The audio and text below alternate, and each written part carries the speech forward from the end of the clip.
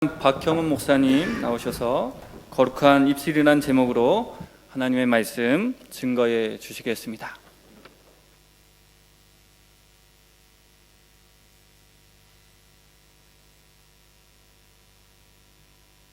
할렐루야. 4년 반 만에 이 강단에 서는 것 같습니다. 제가 4년 반 전에 동양성교교에 부임하기 전에 우리 신성교회 집회를 부탁받아서 온 적이 있습니다. 제 자신을 잠깐 소개하자면 저희 부친께서 신성교회 제 1대 목사님으로 섬기시다가 2년 반 전에 하나님께서 부르셔서 집으로 돌아가셨습니다. 그리고 참 교회를 와서 볼 때마다 하나님께서 얼마나 큰 역사를 하시는지 다시 한번 체험하게 되며 제가 10살 때 부모님 따라서 요 앞에 지금은 교육관으로 쓰죠. 거기서 뛰어놀던 기억이 아직도 남아 있습니다. 또 저희 가정에 큰 변화가 있었다면 지난번에 왔을 때는 5 자녀였는데 한 아이가 더 늘었습니다. 아이가 6입니다. 3남 3녀. 2년 전에 한국에서 딸아이를 또 입양하였습니다. 그래서 6아이입니다. 되게 많죠? 우린 6이라고 안 그러고 이 반타스라고 부릅니다. 그래야 많지 않은 것 같지. 왜 이렇게 아이가 많은가? 교회 부흥을 위해서 입양까지 했습니다. 여러분, 교회 부흥을 위해서라면 뭘 해도 못하겠습니까? 아멘 하는 분 아무도 안 계시네요. 오늘 말씀을 통해 함께 은혜 받고자 합니다.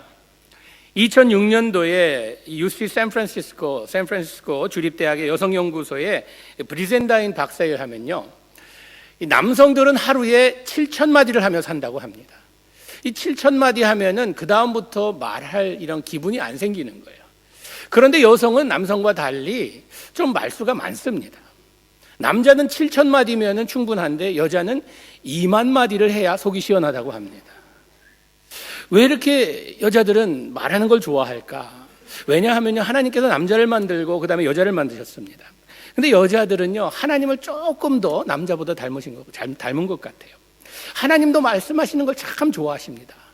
귀 있는 자는 들을지어다 하면서 이야기합니다. 가라사대 가라사대 가라사대 하면서 말씀하십니다. 참으로 하나님께서도 말씀하시는 것을 좋아하시는데 우리가 얼마나 많이 말하는가 적게 말하느냐가 중요한 것이 아닙니다. 무슨 말을 하며 살아가느냐가 삶의 질을 결정해 줍니다. 참으로 우리가 평소에 감사와 기쁨과 만족과 행복과 참으로 사랑과 웃음의 좋은 말들을 하며 살아갈 때에 많은 사람들에게 사랑을 받고 기쁨을 전해주지만요, 그러나 우리가 생활에서 평소에 불평과 불만과 험담과 거짓과 욕설과 이런 좀 부정적인 말들을 하며 살아갈 때에 사람들이 우리를 슬슬 피합니다. 저 사람 가시돋은 말 하는 사람 오네, 상처 주는 말 하는 사람 오네 하면서 피한다는 것입니다. 여러분, 우리의 말이 얼마나 중요한가, 성경은 이 중요함을 알기 때문에 오늘 본문뿐만 아니라 여러 곳에서 우리의 언어에 대해서 언급하십니다. 조심해야 한다고. 우리의 한마디가 생명을 주는가 하면 우리의 한마디가 사람을 완전히 매장시키고 죽일 수 있는 능력을 가지고 있기 때문이라는 것입니다. 참 우리 모든 것이 이 시간이 지나가면서 망가지게 되어 있습니다. 눈도 안 보이고요, 잘 나이가 들어가면서 들리는 것도 잘 못 듣습니다. 이 모든 이 관절이 아파지고 움직이는 게 굉장히 느려집니다. 그런데 늙지 않는 게 하나가 있습니다. 이 혀는요, 늙질 않더라고요. 시간이 가면 갈수록 더 발달해 가는 것이 혀인 것 같습니다. 삶의 경험을 토대로 하여서 참으로 우리가 할 말이 많아지고 또 하고 싶은 말들이 많이 생긴다는 것입니다. 잠언 기자는 이렇게 이야기합니다. 혀에 대해서 18장 21절 말씀에 죽고 사는 것이 혀의 권세에 달렸나니 혀를 쓰기 좋아하는 자는 그 열매를 먹는데요. 살고 죽는 것이 혀에 달렸는데 우리가 어떻게 쓰느냐에 따라서 그 열매를 우리가 먹는다는 것입니다. 우리 언어가 그만큼 소중하다는 것입니다. 오늘 본문에도 보니까 혀는 작은 지체입니다. 그러나 이것을 조심하지 않으면 산불을 일으키는 이런 파괴력이 있고요, 이것을 잘 조절해야지 말에게 이걸 묶듯이 우리의 혀가 제대로 사용되지 못하면 큰 이런 어려움을 가져다 준다는 것입니다. 입에 재갈을 먹여야 되고, 참으로 이 배의 방향을 작은 키가 결정하듯이 우리가 어떻게 말을 하며 살아가느냐가 중요하다는 것입니다. 여러분, 우리가 예수님 믿기 전에, 참으로 거듭나기 전에, 성령 체험하기 전에 우리의 입은요 세상 사람들과 아무런 다른 것이 없었습니다. 그냥 욕할 때 욕하고 거짓말할 때 거짓말하고 그럭저럭 구렁이 담 넘어가듯 그냥 지내는 것이 우리의 삶이었습니다. 그런데 우리가 예수 믿기 시작하고 거듭나고 성령 체험하고 나서 우리의 입이 변화되지 않았다고 하면요, 거룩해지지 않았다고 하면요, 다시 한번 우리의 삶을 점검해 봐야 된다는 것입니다. 왜냐하면 예수님이 승천하시고 다락방에 모여서, 마가의 다락방에 모여서 기도할 때에 성령이 임했습니다. 성령이 임했을 때에 제일 먼저 일어난 징조가 무엇인가 하면요, 방언하기 시작했습니다. 언어가 바뀌었습니다. 지금까지 내가 세상의 말을 하고 세상의 불평과 불만을 가지고 살아왔다 할지라도 성령이 임할 때에 언어가 변합니다. 지금까지는 죽음의 이야기를 했을지라도 이제 성령을 받고 나니까 생명의 말을 전합니다. 방언이 무엇입니까? 참으로 그때에 모인 사람들이 알아들을 수 있는 복음을 전했습니다. 나의 입술을 통하여서 다른 사람들에게 생명을 주며 기쁨을 주는 이런 메시지가 전해졌다는 것입니다. 다시 말하자면 여러분과 제가 예수 믿고 성령 체험하고 그랬다고 하면요, 먼저 우리의 언어가 변해야 합니다. 믿는다 하면서 아직도 내 입에 그냥 욕설을 달고 다니고 다른 사람에게 상처 주고 가는 데마다 저주하고 비판하고 불평하는 이런 삶이라고 하면요, 나는 잘못 살고 있다는 것입니다. 거듭나기 전에 나의 입술이 어떤 입술이었고 거듭난 후에는 어때야 하는지를 여러분과 나누려고 합니다. 거듭나기 전에는요, 나의 입술에 신실함과 정직함이 없었습니다. 시편 기자는 이렇게 이야기합니다. 5장 9절 말씀에 저의 입에 신실함이 없고 저의 심중에 심이 약하며 저의 목구멍은 열린 무덤 같고 저의 혀로는 아첨하나이다. 예수 믿기 전에 내가 악한 삶을 살 때, 세상 사람으로 살아갈 때에 나의 입술에 신실함이 없었대요. 정직함이 없었대요. 그리고 입을 열 때마다 무엇과 같았냐 하면 열린 무덤 같았대요. 여러분, 열린 무덤이란 무슨 의미입니까? 냄새납니다. 썩었습니다. 생명이 없다는 것이에요. 여러분, 내가 예수 믿기 전에는 이런 말과 이런 삶을 살았다고 할지라도 예수 믿고 나선 바뀌어야 된다는 것입니다. 한 청년이 목사님께 와서 물었습니다. 목사님, 예수 믿는 것, 잘 믿는 것이 뭔지 한마디로 설명해 주십시오. 뭐 신학적으로 복잡한 설명이나 교리적으로 성경을 주석하거나 이런 영적에 복잡한 것 말고 쉽게 보통 사람들 알아들을 수 있게 단도직입적으로 한마디로 예수님 잘 믿는 것이 무엇입니까? 목사님이 한참 생각하고 나서 이렇게 입을 열었다고 합니다. 믿음이란 한마디로 설명하자면 정직하게 사는 것입니다. 정직하게 사는 것. 여러분, 왜 교회가 요즘 이렇게 참으로 세상의 조롱거리가 되고 웃음거리가 되었습니까? 우리가 세상과 다르지 않다는 것입니다. 믿는 자들 교회 다니는 것 외에는 뭐 다른 게 뭐 있냐 이겁니다. 삶을 봐도 그렇고 참으로 뭘 봐도 별로 다른 것이 없는 것 같아요. 여러분, 우리가 믿지 않는 사람과 믿는 사람과 크게 차이점이 있다면 천국과 지행행도 있겠지만요, 우리가 지금 세상에서 살아가는 삶 가운데 정직해야 합니다. 믿는 사람들의 말은요, 보정수표와 같아야 돼요. 한마디 했다고 하면 저 사람은 믿을 수 있는 사람이야. 저 사람은 정직한 사람이야. 저 사람의 말은 자기가 손해보고 망할지라도 지키는 사람이야. 이런 정도의 인정을 받을 수 있는 믿는 자들이 되어야 되는데, 우리의 삶도 보면 세상 사람들과 별로 차이가 없는 것 같아요. 영향력이 없어요. 세상에 빛과 소금의 역할을 다 하라고 하는데, 빛과 소금이란 영향력을 끼치라는 것이지 영향을 받으라는 것이 아닙니다. 어두운 곳에 가서 빛을 비추라는 말은 그곳을 밝게 하라는 것인데, 함께 내가 어두워져 가고 있습니다. 소금은 썩음을 방지해야 되는데 나도 함께 썩어가고 있습니다. 교회가 왜 이렇게 어려워졌는가? 우리가 세상으로 들어가야 하는데 세상이 교회 안에 들어와서 어지러시 앉아 있습니다. 세상에서 사랑하고 좋아하는 것들을 우리도 함께 사랑하며 교회에서 좋아합니다. 권력이나 돈이나 뭐 이런 것들, 세상 사람들 다 좋아하는 것들입니다. 여러분, 우리는요, 성경을 제대로 이해하게 되면 세상에서 살아가는 가치관과 정반대입니다. 세상은 챙기라 하는데 성경 말씀은요, 주라 합니다. 세상은 복수하라 하는데 성경은 용서하라 합니다. 우리 믿는 자들의 입술은요, 거짓을 이야기하면 안 됩니다. 신실해야 합니다.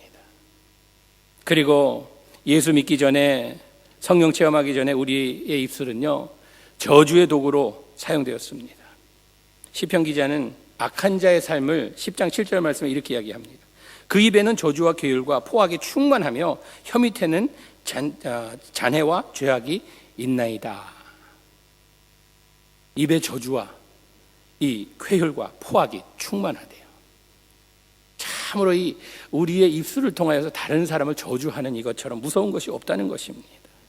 때로는요, 우리가 사랑한다는 사람까지도 화나면요, 저주합니다. 여러분, 사랑하는 자녀들에게 저주하기 원하세요? 축복하기 원하세요? 그런데 내가 화난다고, 내 말 잘 안 듣는다고, 내 뜻대로 안 된다고 자녀를 저주합니다. 막 아주 심하게 저주해요. 여러분, 그러지 마세요. 말이 씨가 된다고, 아이들을요, 혼내더라도요, 축복의 말로 혼내세요. 이 축복받을 놈아! 하고 해야죠. 이거 어디서 빌어, 무슨 이런 단어 쓰고, 이 망할, 이런 말 써. 진짜 망해보세요. 어디 가서 빌어먹어 보세요. 얼마나 속상하고, 눈에 넣어도 아프지 않다는 자녀들을 왜 그렇게 험하게 저주하세요? 할 때 이 복받을 놈아, 이 잘될 놈아, 이러면서 해야지.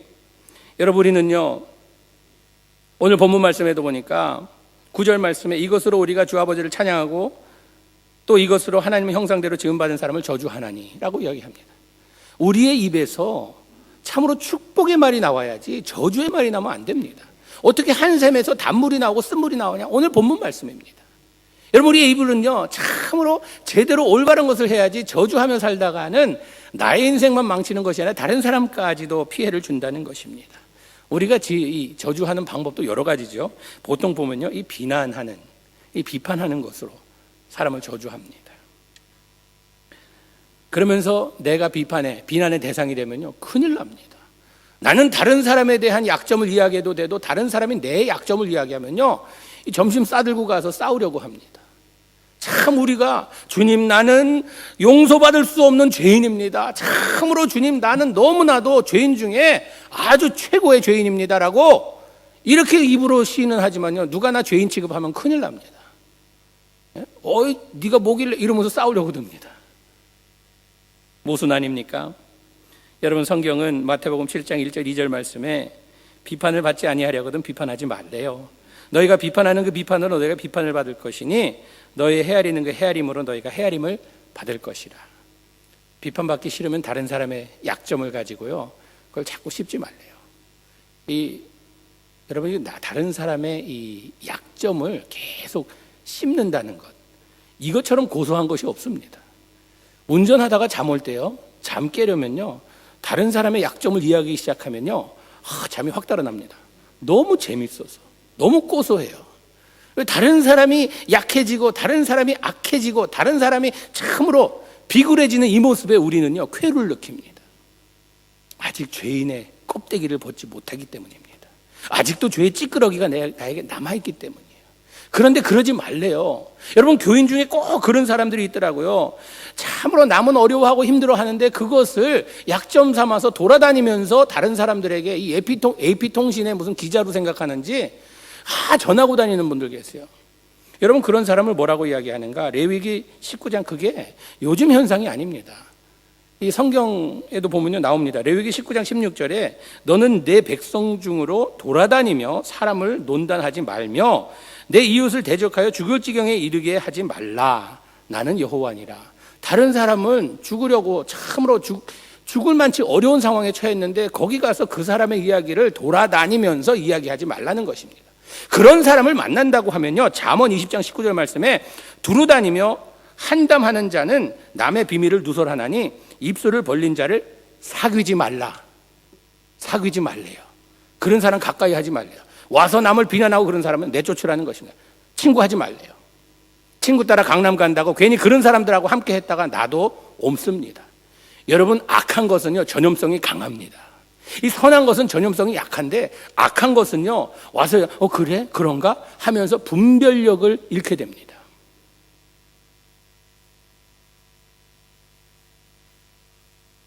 그리고 거듭나지 못한 입술은요, 상처 주는 말을 쉽게 합니다.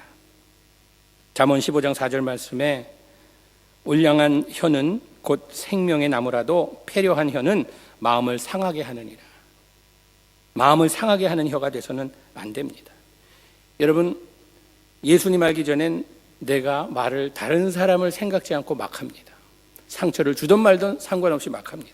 그러면 안 된다는 것입니다. 그건 나의 예수 알기 전의 모습입니다. 예수님을 알고 나니까 내가 지금까지 살아온 나의 삶, 내가 지금까지 익숙해온 나의 언어, 이것들이 사도 바울처럼 무엇이라고 이야기하는가 배설물처럼 여겨야 된다는 것입니다. 뭐 내가 지금까지 그렇게 살아왔는데 지금 와서 뭘 고치라고. 여러분, 고쳐야 합니다. 우리는 동물이 아니에요. 언어의 선물을 하나님께서 주신 목적이 있다면요, 그 목적은 내가 지금까지 익숙한 거 그대로 가지고 살아가는 것이 아니라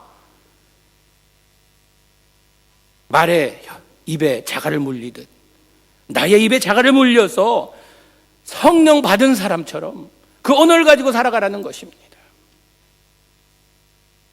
주님을 만난 후에 나의 입술은 어떻게 변해야 하는가? 거듭난 입술은 어떤 입술인가? 하나님의 말씀이 나의 입술에서 떠나서는 안 된다는 것입니다. 내가 입을 열 때마다, 내가 말할 때마다, 누구와 대화할 때마다 하나님의 말씀대로 거해야 된다는 것입니다. 여러분, 우리가 여호수아 1장 8절 말씀에 이 율법책을 내 입에서 떠나게 하지 말며 주야로 그것을 묵상하여 그 가운데 거룩한 대로 다 지켜 행하라.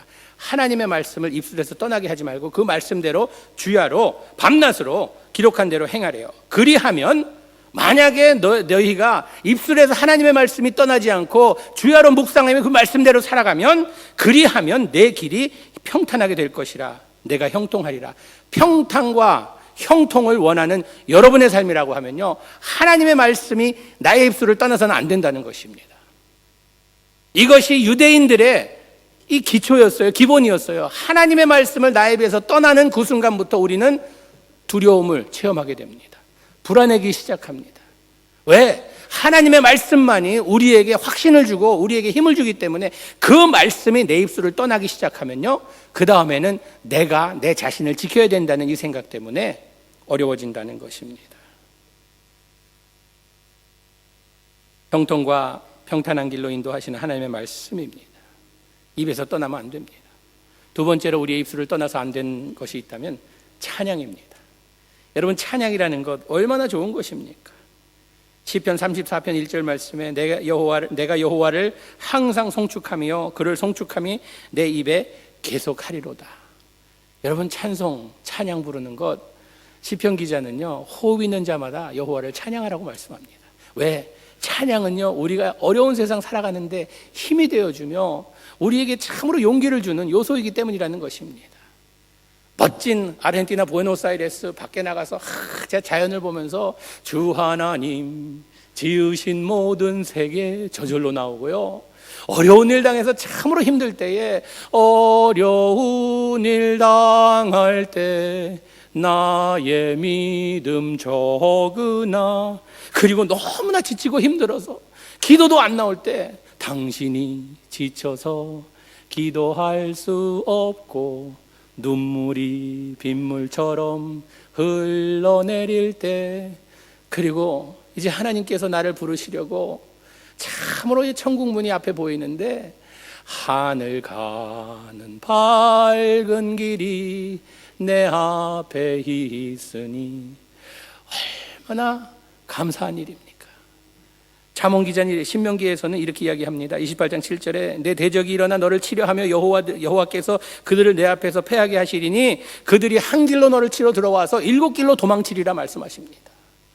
사탄 마귀가 우리를 어떻게 해서라도 넘어뜨리려고 수단과 방법을 가리지 않는데 한 길로 왔다가 우리가 찬양하는 모습을 보며 하나님의 말씀이 우리의 입술을 떠나지 않는 그 모습을 보며 7길로 도망하게 만드신다는 하나님의 약속입니다.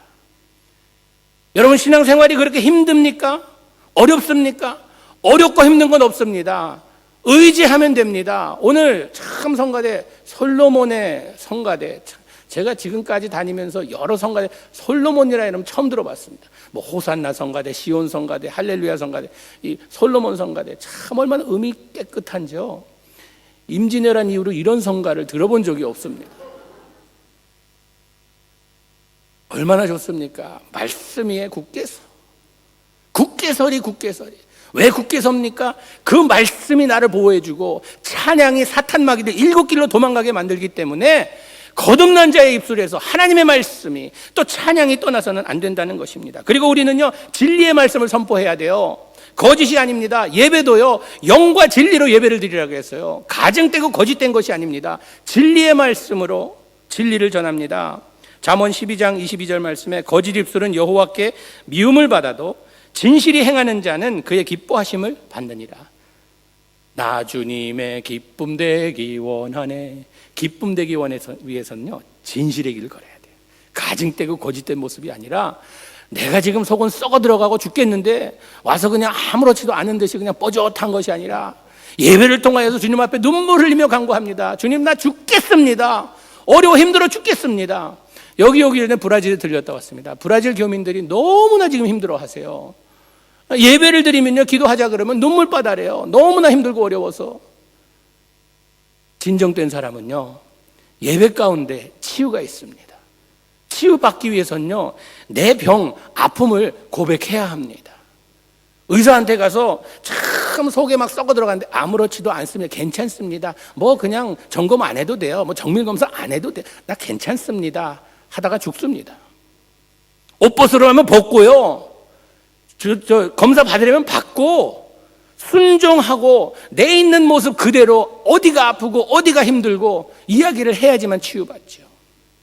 주님 앞에 나와 진실된 모습으로 우리가 나옵니다. 그리고 우리의 말은요, 예수 믿고 나니까 긍정으로 가득해야 합니다. 부정으로 가득하면 안 돼요. 긍정에 가득한 사람이 돼야 돼요. 괜히 쓸데없이 똑같은 말도 비꼬고 이상하게 하면 안 된다는 것입니다. 어느 할머니 할아버지가 길을 나섰습니다. 나들이 가게 되었는데 한참 걷다가 할머니가 좀 걷는 게 힘들어서 할아버지께 영감, 나 좀 업어줄 수 없겠소? 그러니까 할아버지가 업어주기 싫지만 나중에 잔소리 들을까 봐 할머니 업어줬습니다. 이 업고 가던 할머니는 조금 미안했던지 할아버지께 나 무겁지? 하고 물었습니다. 그러니까 할아버지가 그럼 무겁지? 하고 통명스럽게 쏘아붙였습니다. 할머니가 왜 무거운데? 묻자 머리는 돌덩이지 얼굴은 철판이지 간땡이 부었으니까 무거울 수밖에 라고 대답했습니다. 돌아오는 길에 할아버지가 미끄러져 갖고 다리를 다쳤습니다. 할머니가 업어야만 했습니다. 할머니가 갈 때 일도 있고 해서 할아버지를 업어줬습니다. 이에 미안한 할아버지가 나 무겁지 했다가 똑같은 말 들을까 봐 나 가볍지? 하고 물었습니다. 그러자 할머니가 그럼 가볍고 말고 머리는 비었지 입은 싸지 허파엔 바람만 잔뜩 들었지 그냥 가벼울 수밖에 그랬다는 겁니다. 똑같은 말을 해도요, 좀 좋은 말을 해야지 그렇게 비꼬고 막 서로 비난하는 말을 하면 좋을 게 뭐 있습니까? 우린 남의 얘기를 해서 그냥 웃으면서 듣지만 만약에 그것이 나에게 일어났다고 하면요, 얼마나 기분 나쁘겠어요. 한마디를 해도 참으로 축복되고 긍정적인 말을 해야죠. 제가 이래봬도 이 미국 아버지 학교 지도 목사입니다. 아버지 학교 지도 목사로서 아버지들을 볼 때 참 어떤 데는 불쌍해요. 저희 아버님 시대만 해도 그래도 아버지 하면 그 아버지 타이틀을 가지고 참 아버지 자리를 권위의 자리, 존경의 자리, 아버지 하면은 그래도 고개를 숙이고 아버지 말씀이라면 순종하는 무엇이 있었는데 요즘 보면요, 아버지들이 참 보면 어렵습니다. 자녀들에게 무시당하고 아내에게도 참으로 항상 이 바가지 긁힘을 당하고. 그래서 이 아버지들을 볼 때에 저는 그 자녀들에게 우리 2세들에게 항상 이 말씀을 전할 기회만 있으면 아버지에게 긍정적으로 힘을 실어주는 것이 무엇인가? 제일 좋은 것이 아버지 축복하는, 말로 축복하는 것이다. 아버지한테 이런 말 몇 마디만 해봐라. 난 아버지에게 배울 점이 너무 많아요. 아버지 너무 존경합니다. 아버지 사랑합니다. 아버지가 우리 가정에 계시기에 우리 가정이 든든합니다. 아버지 나도 이 다음에 커서 아버지 같은 사람 될래요. 그 두세 마디가요, 아버지를 살립니다. 자존심을요 세워줍니다. 아내들도 마찬가지예요. 뭐 그냥 그 긁는 말, 그런 말 하지 마세요. 안 살 것도 아닌데 같이 살 사람 왜 그렇게 긁어놓습니까? 좀 축복하세요. 당신이 우리의 기둥이에요. 뭐 돈 많이 못 벌면 어때요? 아껴 쓰면 되죠. 당신이 꼭 건강해야 합니다. 집안 걱정 마세요. 내가 책임질 테니까. 당신 같은 사람 없어요. 꼭 당신 잘 돼야 돼요. 쓸데없이요 자녀들에게 이 다음에 커서 너 니네 아버지 같은 사람하고 절대 결혼, 이 무식하고 아주 배우지 못한 사람입니다. 내가 뭐 우리 종교적으로 다시 태어나지 않겠지만 내가 다시 인생을 산다면 당신 꼭 만나서 내가 당신 같은 사람하고 내가 다시 꼭 살아야겠어. 이런 한마디가 참으로 이 기운 빠진 남자들에게 무언가를 하고 싶은, 남자들은 단순합니다.